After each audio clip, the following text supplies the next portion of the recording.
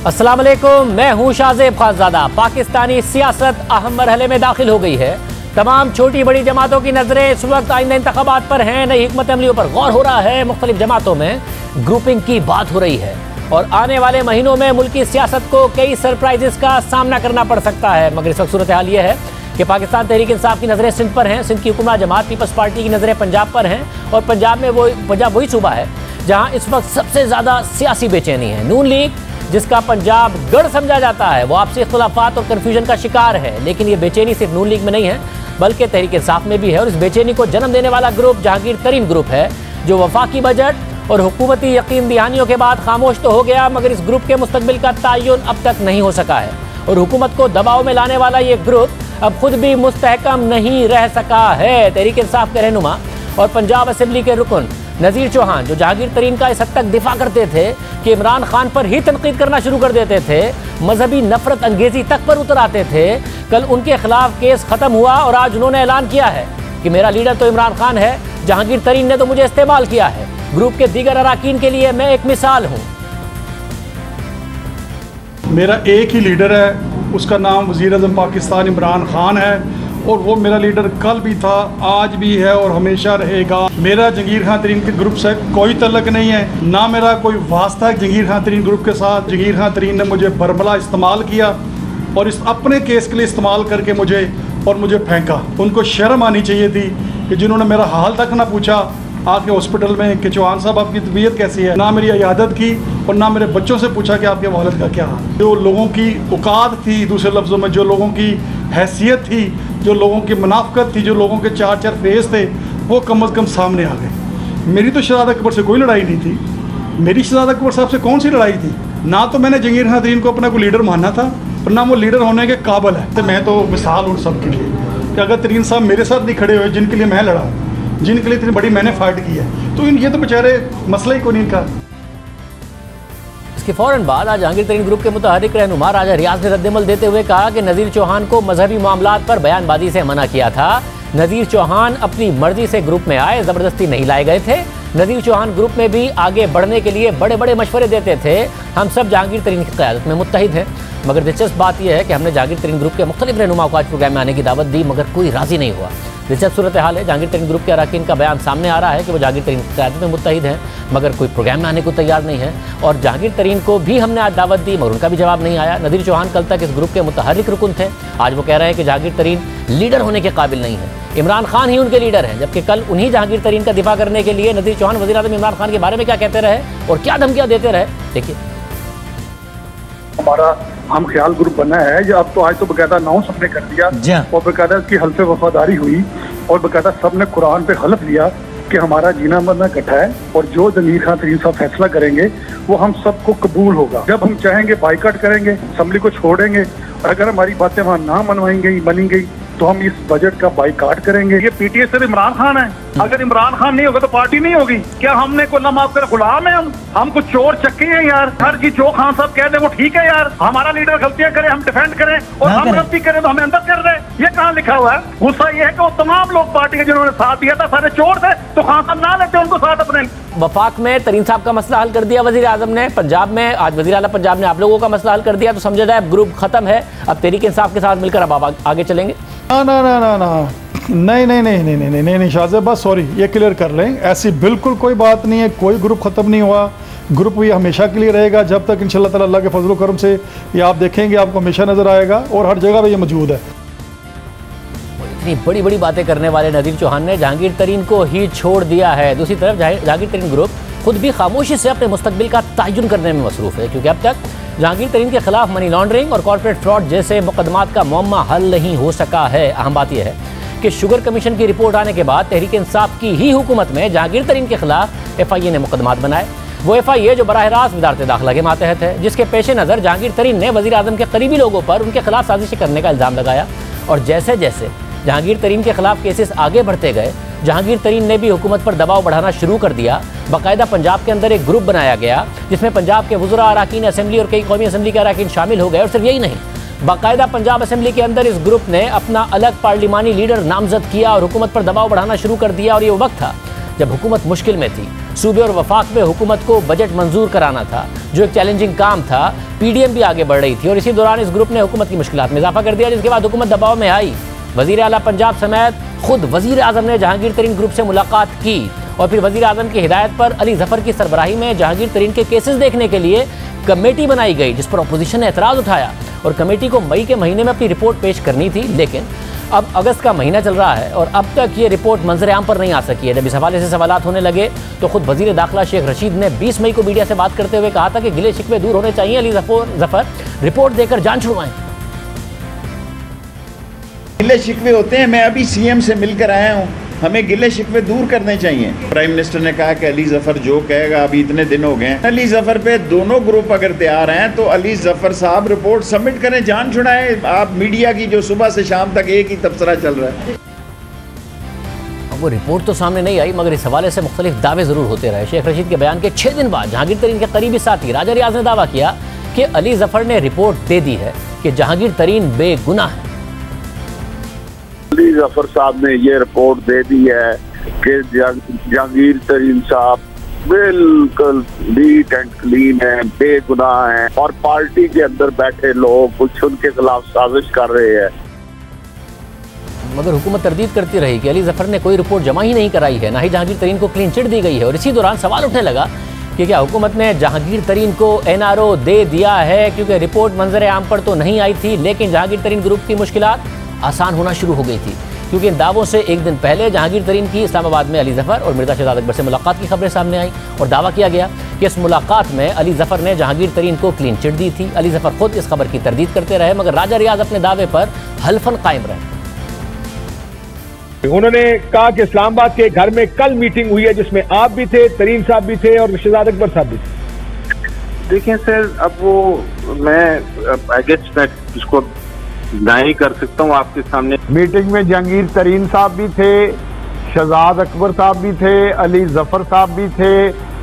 मैं पूरे वसूख के साथ हल्फन कह रहा हूँ कि मीटिंग हुई है और मीटिंग में अली जफर साहब ने क्लीन चिट दी है जहांगीर तरीन साहब को। सब होता रहा, जहांगीर तरीन बरक्स मौक़िफ़ देते रहे। 31 मई को जहांगीर तरीन ने अपनी पेशी के दौरान कहा कि अली जफर ने ज़बानी रिपोर्ट दे दी है जो हमारे हवाले से मस्बत है। आज मई का आखिरी दिन है, उन्होंने कहा था कि मई के महीने में मैं रिपोर्ट पेश कर दूंगा। ये भी क्या सराहियाँ हैं कि उन्होंने प्राइम मिनिस्टर को ज़ुबानी रिपोर्ट दे दी है। ये भी क्या सराहियाँ हैं कि वो रिपोर्ट जो है वो काफ़ी हमारे लिए मुस्बत है। और फिर जहांगीर तरीन के खिलाफ FIA केसेस में एक ड्रामाई मोड़ आया। अपनी गिरफ्तारी के पेश नज़र जहांगीर तरीन और उनके बेटे अली तरीन ने अदालत में जमानत कबल अज़ गिरफ्तारी की दरख्वास्त दायर कर रखी थी, मगर 11 जून को FIA ने अदालत को बताया कि इस वक्त जहांगीर तरीन को गिरफ्तार करने की ज़रूरत नहीं है और फिर जहांगीर तरीन ने इस पर खुशी का इजहार किया। मुझे बड़ी खुशी है कि आज FIA ने खुद कोर्ट में एडमिट किया है कि हमें गिरफ्तारी की कोई ज़रूरत नहीं है। बाकी मैं कानून को हमेशा से फेस किया है और मैं फेस करता रहूँगा। अब आम बात यह है कि जहांगीर तरीन के खिलाफ जो केसेस बने वो शुगर इंक्वायरी की रोशनी में बने और इन केसेस की निगरानी बाकायदा वज़ीर आज़म के मामले खुसूसी शहजाद अकबर कर रहे थे। और जब वज़ीर दाखिला शेख रशीद से जहांगीर तरीन के केसेस के हवाले से पूछा गया तो उन्होंने जान छुड़ाते हुए कहा कि ये मामला शहजाद अकबर देख रहे हैं। देखो, ये बड़ा हसास मसला है। मैं आपको सच कह रहा हूँ कि इस चीनी के केस को ना मैं देख रहा हूँ, मैंने अंदर भी ये मालूमात भी मुझे आपको नहीं देनी चाहिए थी, इनसे पूछी ज़रूर है मैंने।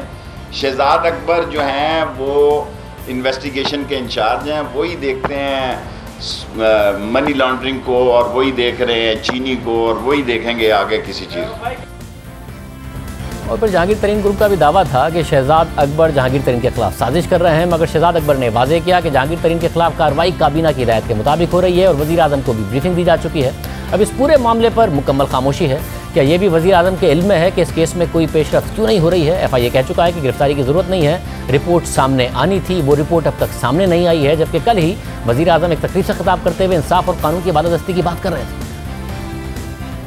देखिए, जो इंसाफ है ना, यही डिफरेंस है एक महज़ब माशरे में और एक बनाना रिपब्लिक में। प्रिविलेज क्लास कहती है कि बाकियों को आप जेल में डाल दें, लेकिन हम जो मर्जी करें, हम कानून के नीचे नहीं हैं, और अगर आप हमें हाथ लाएंगे हम आपकी गवर्नमेंट गिरा देंगे। तो आपकी रूलिंग एलीट जब चोरी शुरू करती है वो फिर मुल्क तबाह हो जाता है। ये मनी लॉन्ड्रिंग से आपका डायरेक्ट इम्पैक्ट पड़ता है करेंसी पे, और करेंसी पे इम्पैक्ट पड़ता है जब आपकी वो करेंसी गिरती है, सारी चीज़ें महंगी हो जाती हैं, गुर्बत फैल जाती है।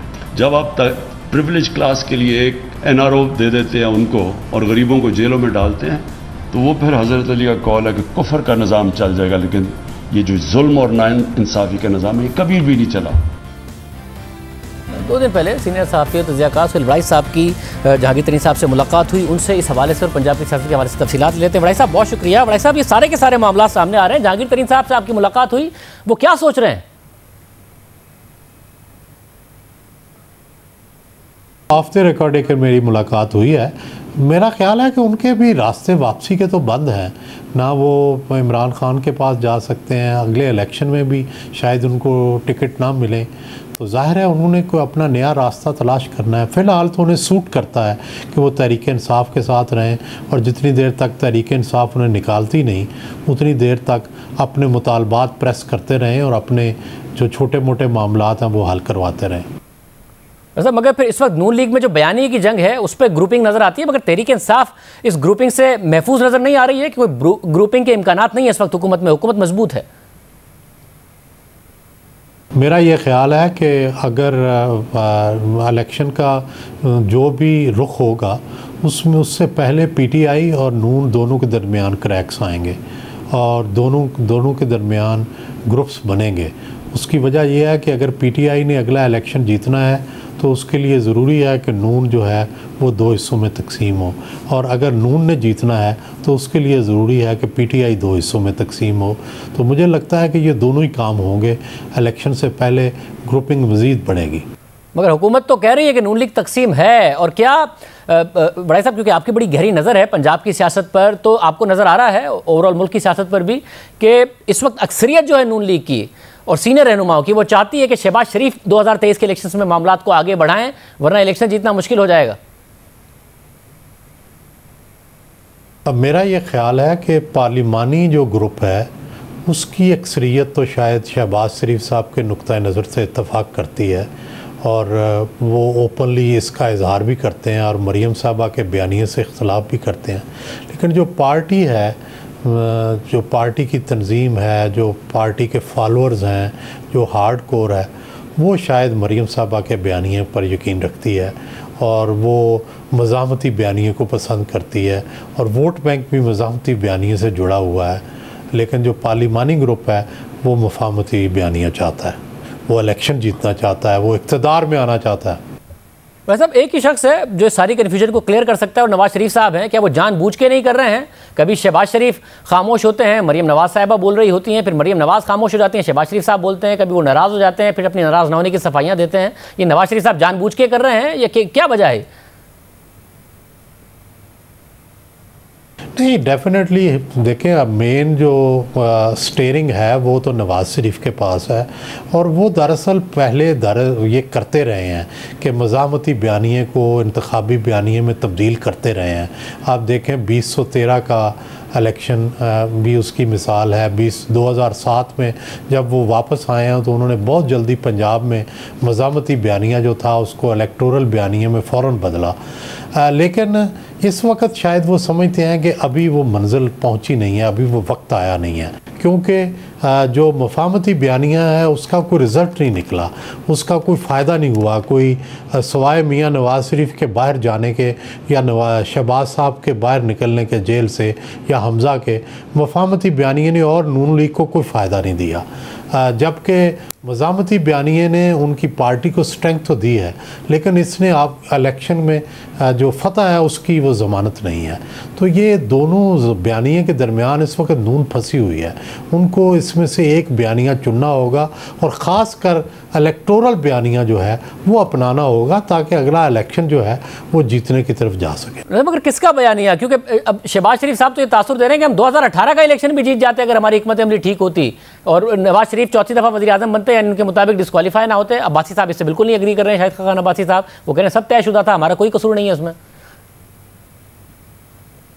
देखिए शाहजेब साहब, कहने को तो कुछ भी बंदा कह सकता है जी, 2018 भी जीत सकते थे। सवाल यह है कि मोहम्मद खान जुनेजो जो थे वो प्राइम मिनिस्ट्री से निकले, उन्होंने एक लफ्ज़ उफ़ नहीं कहा, लेकिन उनको भी दोबारा प्राइम मिनिस्टर नहीं बनाया गया। तो ये जब कोई फैसले हो जाते हैं तो फिर ज़रूरी नहीं कि आपकी के रद्द अमल को लोग जान के फ़ैसला करें। अगर नवाज़ शरीफ ये रद्द अमल ना देते मज़ाहमत का तो शायद वो इतनी सीटें भी ना लेते, शायद वो और नीचे चले जाते। और मैं तो ये कहता हूँ कि उनकी मज़ामत की वजह से 2018 में आपने नून ने इतनी सीटें ली हैं, वगरना अगर उस वक़्त ही मुफाहमत करते और लेट जाते और ये कहते कि जी हमें कोई एतराज़ नहीं है, आपने जो कुछ हमारे साथ किया सलूक शायद हम डिज़र्व करते थे, तो उस वक़्त हालात और ख़राब होते।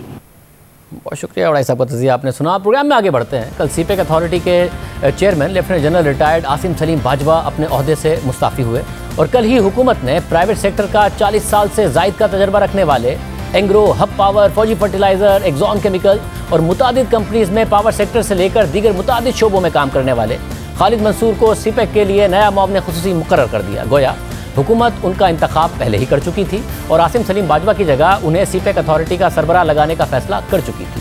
सीपेक मंसूबों की सुस्त रवि और चीन की तरफ से शिकायत की खबरें गुज़िश्ता दिनों बार बार मीडिया की जीनत बनती रहीं। कल ही शहबाज राना की खबर के मुताबिक हुकूमत ने 5 सीपेक पावर प्रोजेक्ट्स की तकमील में ताख़ीर के हवाले से पावर डिवीज़न को 1 महीने की डेडलाइन दी है, क्योंकि ये प्रोजेक्ट्स उस टाइमलाइन से बहुत पीछे हैं जिसका पाकिस्तान और चीन में इत्तफाक हुआ था और इसकी वजह तकरीबन तमाम सीपेक प्रोजेक्ट्स में सुस्त रवि है। अब हुकूमत ने वसी तजर्बा रखने वाले खालिद मंसूर को सीपेक अथॉरिटी के लिए मामले खुसूसी लगाया है और हुकूमत सीपेक प्रोजेक्ट्स में चीन की शिकायत दूर करना चाहती है, काम में तेज़ी लाना चाहती है। आसिम सलीम बाजवा के पास इस हुकूमत में 2 ओहदे रहे।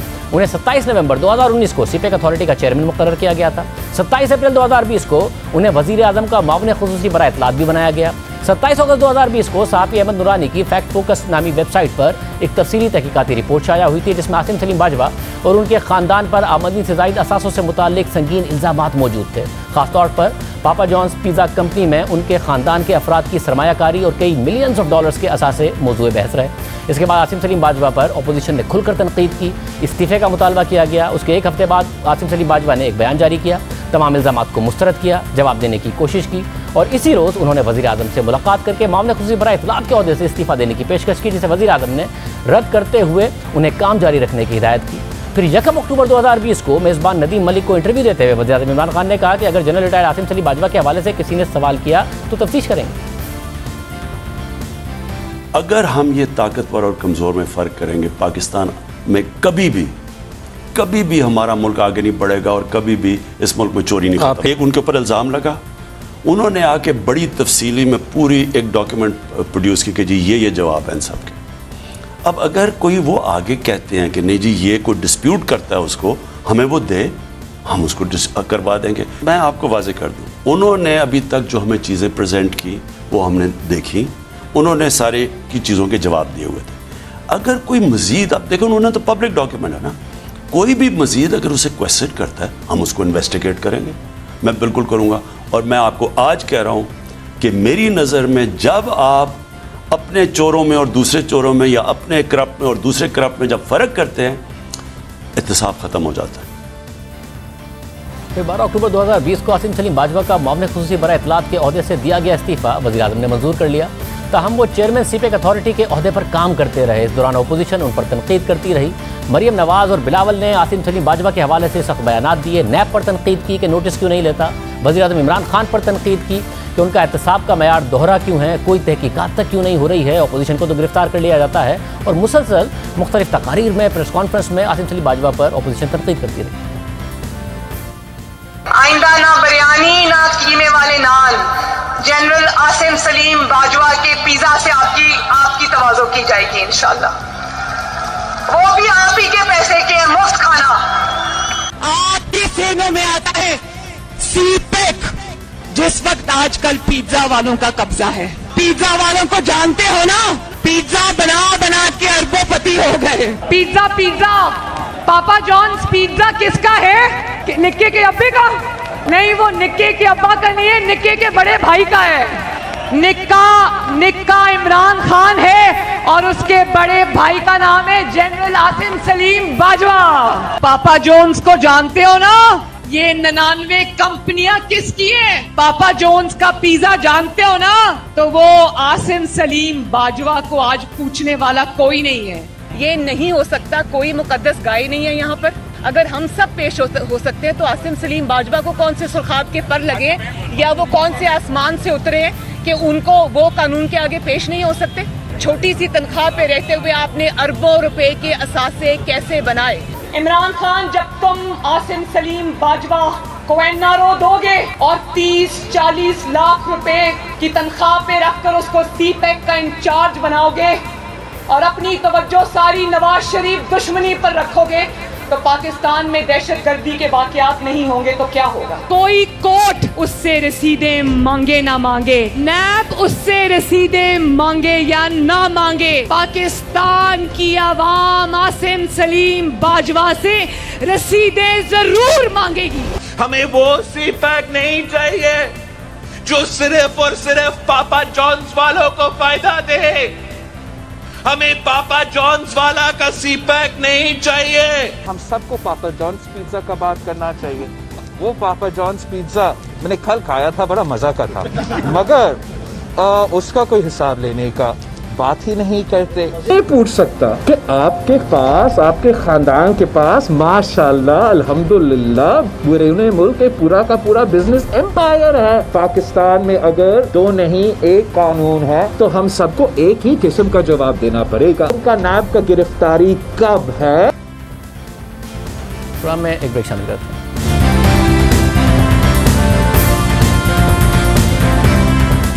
इस वक्त वज़ीर आज़म इमरान खान की काबीना सख्त इख्तिलाफात का शिकार हो गई है। वज़ारत तवानाई और पेट्रोलियम को अपने काम में दूसरी वज़ारतों की तरफ से मुदाखलत की शिकायत सामने आई। वज़ीर आज़म ने गुज़िश्ता 3 सालों में अपने किसी वज़ीर का एहतसाब नहीं किया है। ज़्यादा से ज़्यादा उससे वज़ारत ले ली या वज़ारत बदल दी और वज़रा अपनी वज़ारत में कारकर्दगी दिखाने से ज़्यादा एक दूसरे की वज़ारत में मुदाखलत पर उलझ पड़े हैं। कभी असद उमर को काबीना की कमेटी बराए तवानाई की सरबराही से हटाने की खबर आती है, कभी ताबिश गौहर को मामले खुसूसी बराए पेट्रोलियम से हटाए जाने की खबर सामने आती है। माजी में ताबिश गौहर उमर अयूब और नदीम बाबर से इख्तिलाफात की वजह से मुस्ताफी हो गए थे, मगर वज़ीर आज़म ने उन्हें वापस बुला लिया। कुछ दिनों के बाद नदीम बाबर को ओहदे से हटा दिया, फिर उमर अयूब को भी ओहदे से हटा दिया। गुज़िश्ता दिनों ये खबरें सामने आई कि असद उमर जो काबीना की कमेटी बराए तवानाई की सरबराही करते हैं और अली जैदी जो इस कमेटी के मेंबर हैं, उन दोनों की मुदाखलत से वज़ारत तवानाई और पेट्रोलियम खुश नहीं है। इसकी तफसीलात हमने आपके सामने रखी थी, मगर अब नौबत यहाँ तक आ गई है कि वज़ीर आज़म के मामले खुसूसी बराए पेट्रोलियम ताबिश गौहर ने वज़ीर तवानाई हम्माद अज़हर को खत लिखकर वज़ारत के मसाइल पर तवज्जो दिलाई है और उन्हें हल करने की तजावीज़ दी है, फौरी हल करने की तजावीज़ दी है। और ताबिश गौहर ने खत लिखा हम्माद अज़हर को है, मगर 7 जिन अफराद को भेजा है उनमें वज़ीर आज़म इमरान खान, वज़ीर आज़म के सेक्रेटरी आज़म खान, वज़ीर ख़जाना शौकत तरीन, काबीना की कमेटी बराए तवानाई के chairman Asad Umar, secretary power और सेक्रेटरी पेट्रोलियम शामिल हैं। यानी मामले खुसूसी बराए पेट्रोलियम को अपनी बात समझाने के लिए वज़ीर तवानाई को खत लिखना पड़ रहा है और साथ वज़ीर आज़म समेत दीगर हुकूमती शख्सियात को भी भेजना पड़ रहा है। और इस खत की तफसीलात से वाज़ेह नज़र आ रहा है कि हुकूमती दावे अपनी जगह, मगर मुख्तलिफ शोबों में हुकूमती कारकर्दगी इतनी सुस्त रवि का शिकार है कि ताबिश गौहर ने एक एक की निशानदही की है, फौरी हल करने की बात की है। ताबिश गौहर के खत के मुताबिक पावर डिस्ट्रीब्यूशन कंपनीज के निज़ाम को बेहतर करने और डिस्कोस की मैनेजमेंट के काम को जून से दिसंबर 2022 तक पूरा करने की ज़रूरत है। बिजली के डिमांड और सप्लाई के इंतजाम को बेहतर बनाने की ज़रूरत है। ताबिश गौहर के मुताबिक हालिया बिजली की फरहमी में पैदा होने वाले मसाइल ने बिजली की तरसील के निज़ाम की नज़ाकत को बिजली पैदा करने की ज़रूरत से ज़्यादा सलाहियत होने के बावजूद वाज़ेह कर दिया है। हमें हुकूमत के LNG के पावर प्लांट्स और साथ साथ गुड्डू और नंदीपुर को तेज़ी से प्राइवेटाइज करने की ज़रूरत है। वज़ारत तवानाई और वज़ारत पेट्रोलियम को एक मुश्तरका मरकज़ी प्लानिंग सेल बनाने की ज़रूरत है ताकि डेटा की बुनियाद पर डिमांड एंड सप्लाई का तखमीना लगाया जा सके। साथ साथ इन थर्मल पावर प्लांट्स का आज़ादाना ऑडिट करने की ज़रूरत है, जो हमें बिजली की अशद ज़रूरत के वक्त दस्तयाब ही नहीं थे। हालांकि सारा साल हमसे टेक और पे के मुआहदों के तहत पैसे लेते रहते हैं। खत के मुताबिक बैनुल अक़वामी मार्केट में कोयले की कीमत में 80% इजाफा होने के बाद इसकी कीमत $140 फी टन की बुलंद सतह पर चली गई है। इसलिए हमें अपने 5500 मेगावाट के दरामदी महंगे कोयले पर चलने वाले पावर प्लांट्स को लोकल सस्ते थर के कोयले पर तब्दील करने की ज़रूरत है। साथ ही ताबिश गौहर ने खत में लिखा है कि जिस तरह इंडस्ट्रियल पैकेज देने के बाद बिजली की तलब में इजाफा हुआ है, इसी तरह घरेलू सार्फिन के लिए भी एक पैकेज लाने की ज़रूरत है ताकि सर्दियों में बिजली की खपत में इजाफा हो।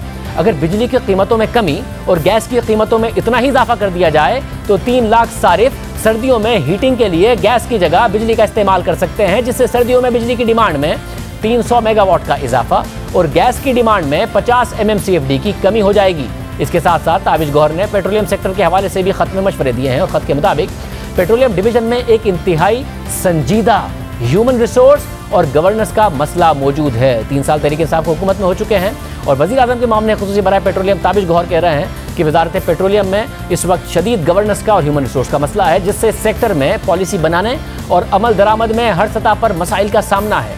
साथ ही ताबिश गौहर ने लिखा है कि पावर सेक्टर के सर्कुलर डेट पर तो बहुत फोकस रहता है, मगर गुज़िश्ता बरस पेट्रोलियम सेक्टर का सर्कुलर डेट 1600 अरब रुपए पर पहुंच चुका है, जिसका वैल्यू चेन में मौजूद तमाम कंपनियों पर मनफी असर पड़ रहा है, जिसमें OGDC, PPL, मरी पेट्रोलियम, इसके अलावा मुल्क की 5 रिफाइनरीज PSO, PLL, SNGPL और SSGC शामिल हैं और इसके मनफी असरात हालिया मसाइल से वाज़े नजर आते हैं। फिर ताबिश गौहर ने खत में फौरी इक़दाम भी बताए हैं ताकि इन कंपनीज के वर्किंग कैपिटल और लिक्विडिटी फ्लो के मसाइल हल हो सकें। साथ ही उन्होंने लिखा है कि रिफाइनरीज पॉलिसी 2021 को तेजी से काबीना और ECC से मंजूर कराने की ज़रूरत है ताकि पाकिस्तान की लोकल रिफाइनरीज खुद को बैनुल-अक़वामी मयार के तहत अपग्रेड कर सकें और दरामदाद के मुतबादिल के तौर पर पेट्रोल और डीजल पैदा कर सकें। साथ ही ताबिश गौहर ने अपने खत में लिखा है कि इस वक्त 2 LNG टर्मिनल्स में 300 MMCFD की इजाफी सलाहियत मौजूद है, जिससे महीने के 3 इजाफी LNG कार्गो आ सकते हैं। इस साल आने वाली सर्दियों में डिमांड के पेश नज़र हमें प्राइवेट सेक्टर को थर्ड पार्टी एक्सेस देकर टेक और पे के बगैर इस इजाफी सलाहियत को इस्तेमाल करना चाहिए। इसके साथ ही उन्होंने खत में इस उम्मीद का इजहार किया है कि इस साल 2 इजाफी LNG टर्मिनल्स पर काम शुरू हो जाएगा, मगर ये वाज़ेह हो कि हुकूमत 2 साल से नए टर्मिनल्स बनाने का दावा कर रही है। हालांकि ताबिश गौहर कह रहे हैं कि इस साल शुरू हो जाएगा, मगर वाज़ेह तौर पर 2 साल में ये काम नहीं हो सका है, मगर 3 साल में मगर किसी एक टर्मिनल पर आज तक बाकायदा काम नहीं शुरू हुआ। और ताबिश गौहर ने लिखा है कि हुकूमत ने GIDC फंड पहले से इकट्ठा कर लिया है। इस रकम से 10 दिन के लिए LNG को पोर्ट कासिम पर ज़ख़ीरा करने की सलाहियत पर 2023 तक बहुत काम हो जाना चाहिए। साथ ही ताबिश गौहर के खत के मुताबिक कराची से लाहौर तक रूस के साथ गैस पाइपलाइन बनाने के मंसूबे पर अगले 2 माह में तेजी से काम करने की ज़रूरत है। इस पाइपलाइन प्रोजेक्ट को GIDC के फंड जो कि 321 अरब रुपए हैं उससे बनाया जाना चाहिए, जो कि पहले ही वहाँ से लिए जा चुके हैं, और इसके लिए किसी थर्ड पार्टी से कर्ज या सरमायाकारी नहीं लेनी चाहिए, क्योंकि इससे आवाम के बिल्स में इजाफे की सूरत में उन पर मजीद बोझ पड़ जाएगा। और अगर रूस को इस पाइपलाइन पर वीटो पावर दिया गया तो वो 56 इंच की ही पाइपलाइन बनाएगा। हालांकि पाकिस्तान की आइंदा 15 साल तक की डिमांड के लिए 42 इंच की पाइपलाइन काफ़ी होगी, जो हमारी लोकल सुई कंपनियां 2023 तक बना लेंगी और $500 मिलियन भी बचा लेंगी, जबकि रूस की पाइपलाइन 2024 में मुकम्मल होगी। ये सब कुछ खुद ताबिश गौहर ने लिखा है, खुद वजीर तवानाई को लिखा है। काबीना में इख्तिलाफात की मुसलसल खबरें सामने आ रही हैं। इससे पहले जब जून में एंग्रो टर्मिनल की ड्राई डॉकिंग थी, उसकी मिस हैंडलिंग का मसला सामने आया और मुल्क में बिजली और गैस के शदीद बहरान का खदशा पैदा हुआ, जो बाद में दुरुस्त साबित हुआ। तो असद उमर ने कह दिया था कि उन्हें खुद वजीर तवानाई ने बताया है कि दूसरा टर्मिनल पूरी कैपेसिटी पर इस्तेमाल होगा। साथ ही उन्होंने कोताही की भी बात की थी। 2 मुख्तलिफ चीज़ें जो है ना वो एक वक्त में यकजा हो गई हैं। एक तो इसमें कोई शक नहीं कि जो फैसला साजी जो लोग ज़िम्मेदार हैं उन्होंने नहीं की, बर वक्त फैसला साजी नहीं हुई। जहाँ तक इसकी गैस की बात कर रहे हैं, ये मैंने कल सवाल एनर्जी मिनिस्टर से पूछा था और उन्होंने मुझे ये बताया कि इस पीरियड के अंदर, जिसके अंदर ये 1 हफ्ते के लिए ड्राई रॉकिंग की वजह से आपके पास एक टर्मिनल अवेलेबल नहीं होगा या लिमिटेड कैपेसिटी में अवेलेबल होगा, तो जो दूसरा टर्मिनल है उसकी पूरी कैपेसिटी यूटिलाइजेशन करने के लिए गैस अरेंज कर ली गई है। तो वो 600 के बजाय 750 MSCFD वहाँ से गैस लेके आएंगे। ये कल ही मैंने उनसे पूछा था और उन्होंने इसका मुझे जवाब दिया।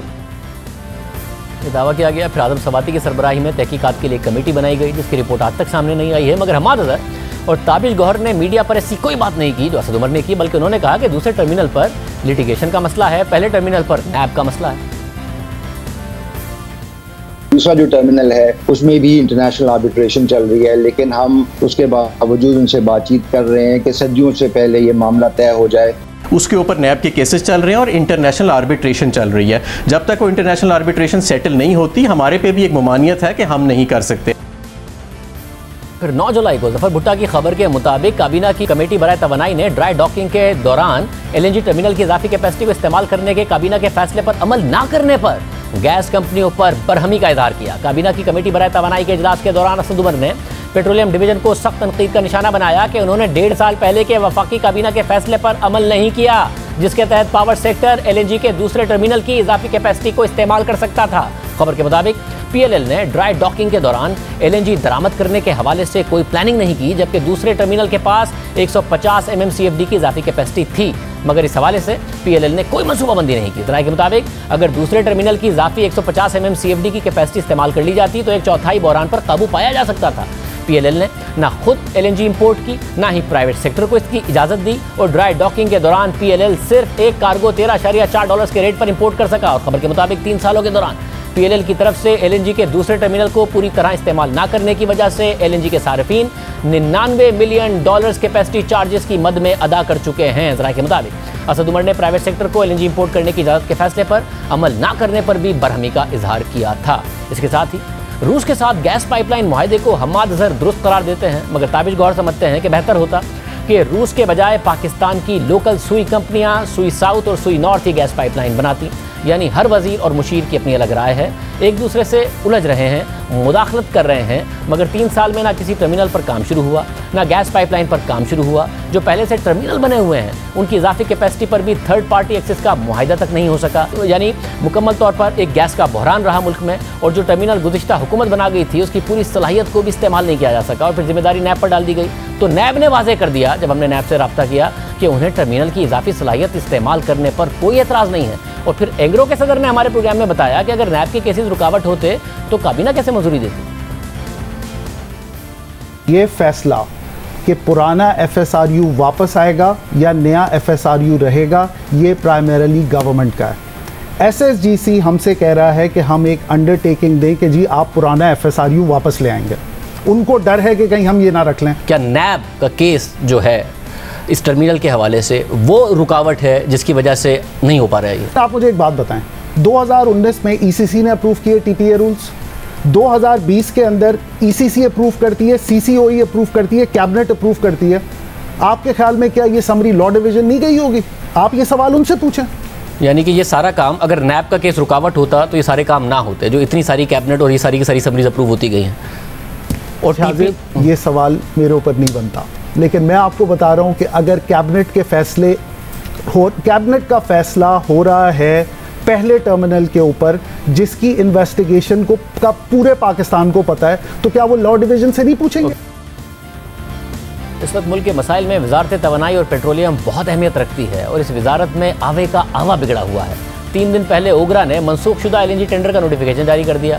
फिर PSO ने अखबार में खबर छपने के बाद ओगरा को बताया कि टेंडर तो मनसूख हो चुका है, तो ओगरा ने कीमतों में इजाफे का नोटिफिकेशन वापस ले लिया। मगर मुल्क की अक्सरियत CNG स्टेशन पर इसी नोटिफिकेशन के तहत महंगी CNG बिक रही है। अब आवाम की जेब से जो पैसा निकल रहा है वो कौन वापस देगा? गुज़िश्ता रोज़ हमने अपने प्रोग्राम में LNG टेंडर्स की शफाफियत पर सवाल उठाए और बताया कि हुकूमत ने महंगे LNG टेंडर्स की तफसीलात वेबसाइट पर रखना बंद कर दी हैं, जिसके बाद आज वफाकी वजीर बराए तवानाई हम्माद अजहर ने PSO और PLL को हिदायत जारी की है कि आइंदा तमाम टेंडर्स की मंजूरी और मनसूखी का डेटा वेबसाइट पर दिया जाए। साथ ही हम्माद अजहर ने लिखा है कि LNG की स्पॉट खरीदारी मुसाबकती बुनियादों पर टेंडर के जरिए होती है। इन इकदामात का मकसद LNG खरीदारी पर कयास आराइयों को ख़त्म करना है। सुनिए गुज़िश्ता रोज़ हमने अपने प्रोग्राम में टेंडर्स की शफाफियत के हवाले से क्या कहा। गुज़िश्ता बरसों में बैनुल अक़वामी इदारे पाकिस्तान की LNG खरीदारी की शफाफियत की तारीफ करते रहे कि पाकिस्तान जो भी LNG खरीदता है वो सब वेबसाइट पर आवाम के और दुनिया के सामने रख दिया जाता है। और अब तहरीक इंसाफ की हुकूमत जो शफाफियत का नारा लगाती है, उसने महंगी LNG खरीदने के बाद आवाम के सामने हक़ाइक़ रखने के बजाय छुपाना शुरू कर दिए हैं। हुकूमत ने सितंबर के लिए जो महंगी तरीन LNG खरीदी उसका डेटा PLL की वेबसाइट पर नहीं है। हुकूमत मालूमात खुफिया रख रही है और ओगरा फिर वेटेड एवरेज कीमतें बता देता है जो वो PSO और PLL से लेता है, और अगर फिर PSO मनसूखशुदा टेंडर का डेटा दे दे तो ओगरा नोटिफिकेशन जारी कर देता है। और अगर कोई साहब उस पर खबर दे दे तो हुकूमत अपनी कोताहियां देखने के बजाय, शफाफियत बरकरार रखने के बजाय, मालूमात अवाम के सामने रखने के बजाय मीडिया के खिलाफ जाली खबरें फैलाने का प्रोपेगेंडा शुरू कर देती है। इस हवाले से बात करने के लिए वज़ीर तवानाई हम्माद अजहर को प्रोग्राम में शिरकत की दावत दी, उन्होंने जवाब नहीं दिया। मामले खुद ताबिश गौहर को शिरकत की दावत दी, उन्होंने माजरत कर दी। वफाकी वज़ीर असद उमर को प्रोग्राम में शिरकत की दावत दी, उन्होंने जवाब नहीं दिया। प्रोग्राम में शामिल कर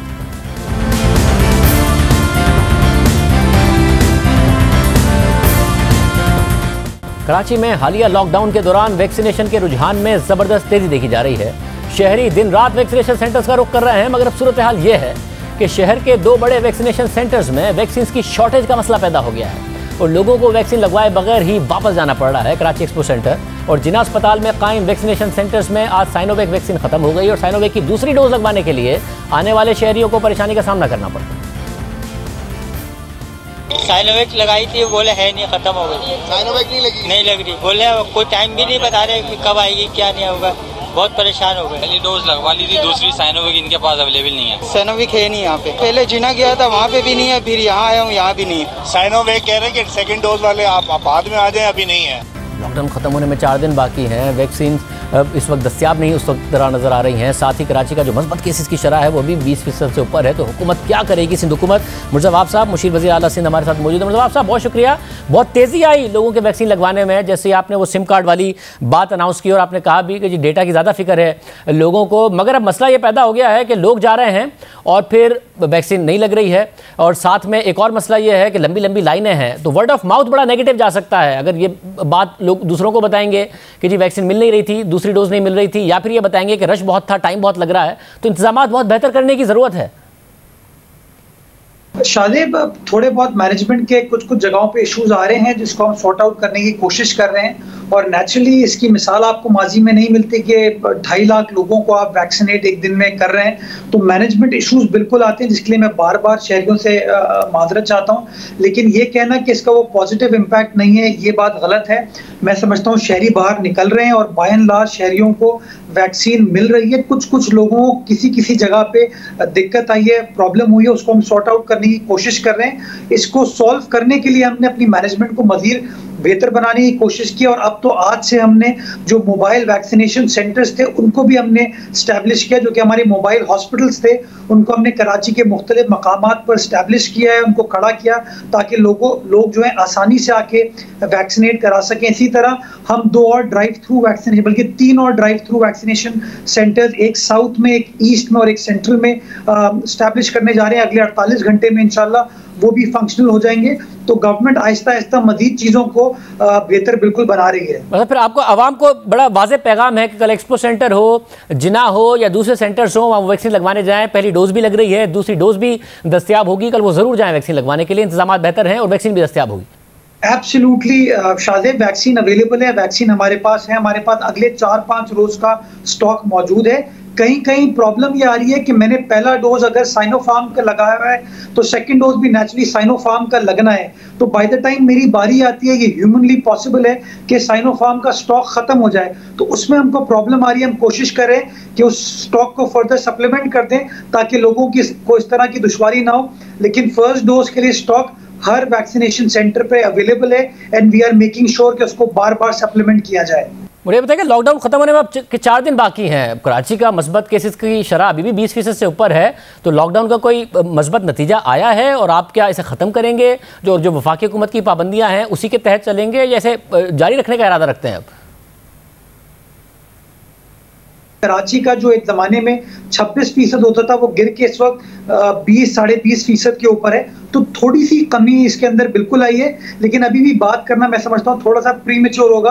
बाय फ्राइडे इंशाल्लाह we should be in a position, एक हफ्ता पूरा गुजर जाएगा तब हम सिचुएशन को असेस कर पाएंगे। लेकिन जो अच्छी चीज़ है शादी वो ये है कि आपकी वैक्सीनेशन का जो नंबर बढ़ रहा है उससे होपफुली जो आपके लोग पॉजिटिव होते भी हैं उनको जो सिम्टम्स हैं वो इतने सिवियर नहीं हो रहे या उनको माइल्ड सिम्टम्स हो रहे हैं, जिससे आपकी जो फेटलिटीज़ हैं या कैजुअलिटीज़ हैं उसके अंदर कमी आ रही है। और हमने अभी तक जो फेटल इंसिडेंट्स हैं उसके अंदर कोई रिमार्केबल इजाफा पिछले 1 हफ्ते के अंदर नहीं देखा है। बहुत शुक्रिया मुर्ज़ावाब साहब की गुफ्तगू आपने सुनी। वैक्सीन लगवाइए, एहतियात कीजिए, मास्क पहनिए। प्रोग्राम में आगे बढ़ते हैं। टोक्यो ओलंपिक्स में पाकिस्तान के मेडल टेबल तक पहुंचने की उम्मीद रोशन हो गई है। Athlete Arshad Nadeem javelin throw के फाइनल मुकाबले तक पहुंचने में कामयाब हो गए हैं। अरशद नदीम ओलंपिक्स में एथलेटिक्स के फाइनल तक रसाई हासिल करने वाले पहले पाकिस्तानी भी बन गए हैं। टोक्यो ओलंपिक्स में जेवलिन थ्रो के ग्रुप मैचेस में 32 एथलीट्स को फाइनल तक रसाई के लिए पहले थ्रो 83.5 मीटर्स की थ्रो दरकार थी और अरशद नदीम पहली बारी में तो 78.5 मीटर्स की थ्रो कर सके, लेकिन दूसरी बारी में उन्होंने 85.16 मीटर्स की थ्रो करके फाइनल के लिए क्वालिफाई कर लिया है। ये अरशद नदीम की अपने करियर की तीसरी बेहतरीन थ्रो थी। वो 2019 में नेपाल के शहर खटमंडू में 86.2 मीटर्स फासले तक थ्रो करके साउथ एशियन गेम्स का नया रिकॉर्ड कायम कर चुके हैं। इसी कारकर्दगी की बुनियाद पर वो बराह रास्त टोक्यो ओलंपिक्स के लिए क्वालिफाई करने में कामयाब हुए थे। टोक्यो ओलंपिक्स में अरशद नदीम 85.16 की थ्रो के साथ ग्रुप बी में पहली पोजीशन पर रहे, जबकि क्वालिफिकेशन के लिए दोनों ग्रुप्स में मजमूई तौर पर तीसरी बेहतरीन थ्रो उनकी रही।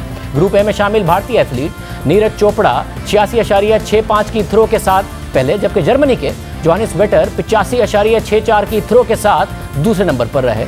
यानी फाइनल में गोल्ड मेडल के लिए पाकिस्तान और भारत आमने सामने हूँ। तो बात करने के लिए नुमाइंदा जी न्यूज़ फैजान लखानी हमारे साथ मौजूद है। फैजान, बहुत शुक्रिया। फैजान, आप फॉलो करते रहे हैं ओलंपिक्स को भी, इन तमाम चीज़ों को, अरशद नदीम के करियर को भी। उम्मीद की जाए कि पाकिस्तान मेडल्स की टेबल पर नजर आएगा।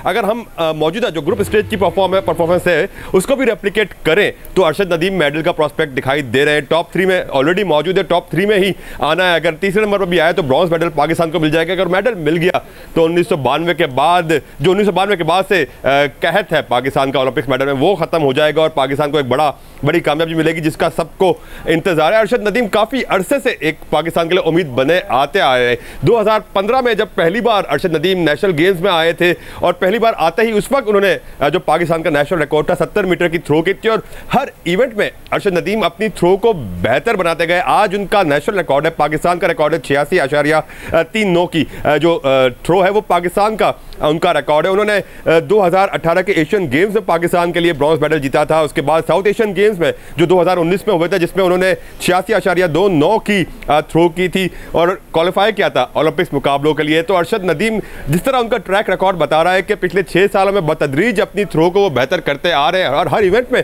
अपनी थ्रो को पहले से बेहतर किया है। तो उम्मीद है कि अरशद नदीम 7 तारीख के फाइनल में भी अपनी थ्रो को बेहतर करेंगे। उनका मुकाबला जो है 3 टॉप के एथलीट से, पहले नंबर पर भारत के नीरज चोपड़ा है जिसके साथ उनका मुकाबला रहता भी है। एशियन इवेंट से भी उनका मुकाबला रहता है, साउथ एशियन इवेंट से भी उनका मुकाबला रहता है। तो नीरज चोपड़ा जो पहली पोजीशन पे 86+ की थ्रो उन्होंने आज ग्रुप स्टेज में की थी उनसे मुकाबला रहेगा। और दूसरे नंबर पर जो जर्मनी के हैं जेवलिन थ्रोअर वेटर जिनका नाम है, उनके साथ ये 3 प्लेयर्स हैं जिनके दरमियान आपस में मुकाबला रहेगा। और 7 अगस्त को जिसका अच्छा दिन रहेगा, जिसकी ग्रिप अच्छी रही, जिसका थ्रो अच्छा रहा और विंड ने किसको फेवर किया, ये चीज तो मैटर करेगी। लेकिन अरशद नदीम के लिए मेडल के रास्ते की जानिब बढ़ने में एक अच्छी मुस्बत बात एक और ये है कि जो 6-7 ऐसे टॉप एथलीट्स हैं जिनको कंसीडर किया जा रहा था कि जो हमेशा बड़ी थ्रो करते वो क्वालिफाई नहीं कर सके, तो ये अरशद नदीम के लिए एक और ये प्लस पॉइंट ये हो गया है कि जो बड़े टॉप के कुछ चंद एथलीट्स ऐसे थे जो वर्ल्ड नंबर 3 वर्ल्ड नंबर 5 थे वो क्वालिफाई ना कर सके और अरशद नदीम क्वालिफाई कर गया। तो यकीनी तौर पर मेडल की उम्मीदें हमारी बहुत बढ़ चुकी है।